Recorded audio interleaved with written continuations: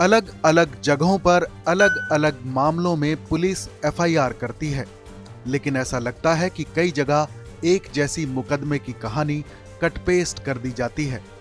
बड़े बड़े अफसर अपने विवेक का इस्तेमाल किए बिना आरोपी को जमानत के अधिकार से महरूम रखने के लिए राष्ट्रीय सुरक्षा कानून यानी एनएसए जैसे बेरहम कानून के तहत मुकदमा दर्ज करने के आदेश पर मुहर लगा देते हैं। यूपी सरकार ने जिस तरह राष्ट्रीय सुरक्षा कानून का गलत इस्तेमाल किया है, उस पर इलाहाबाद हाई कोर्ट ने सख्त आपत्ति जताई है। इंडियन एक्सप्रेस की एक खबर के मुताबिक जनवरी 2018 से दिसंबर 2020 के बीच इलाहाबाद हाई कोर्ट ने एनएसए के तहत हिरासत को चुनौती देने वाली 120 याचिकाओं में फैसला सुनाया है।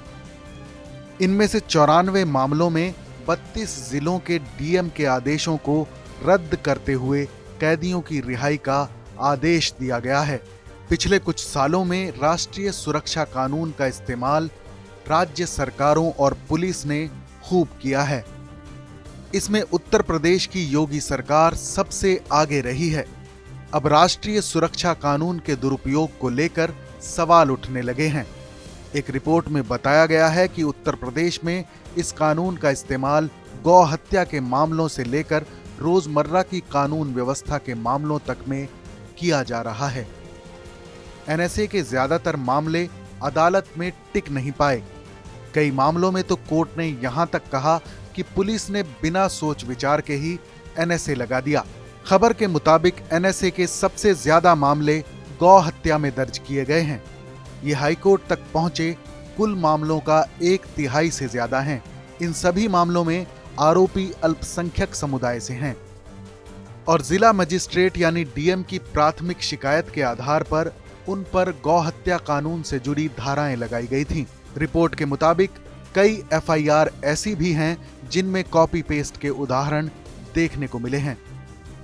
9 मामलों में उस एफआईआर के आधार पर एनएसए लगाया गया जिसमें दावा किया गया था कि गौ हत्या की सूचना एक अनाम मुखबिर ने दी और पुलिस ने उसके आधार पर कार्रवाई की। वहीं 13 मामले ऐसे थे जिनकी एफआईआर में दावा किया गया कि खेत या जंगल में गौ हत्या हुई। 9 मामलों की एफआईआर में एक निजी आवास की बाउंड्री के अंदर गौ हत्या होने की बात कही गई। तो वहीं 5 मामले ऐसे हैं जिनमें कथित तौर पर एक दुकान के बाहर गौ हत्या की बात कही गई है।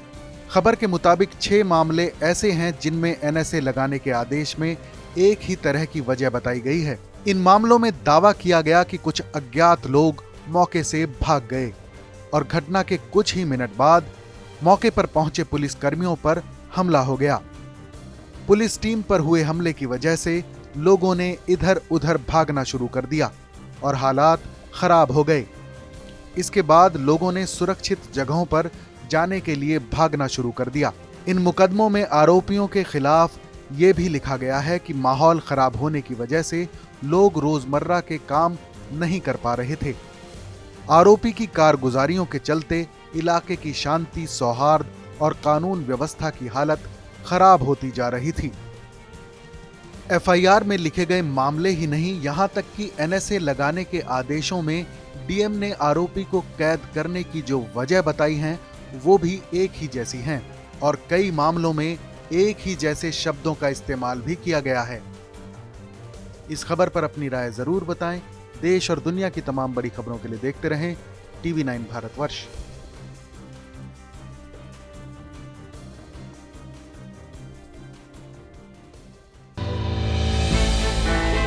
हमने की गलती फिर एक बार, कोरोना ने किया दोबारा प्रहार। मास्क, 2 गज दूरी, करें अपनी सुरक्षा खुद। कोरोना टीका हम सबको लगाना है, मिलकर साथ समझदारी से कोरोना को हराना है।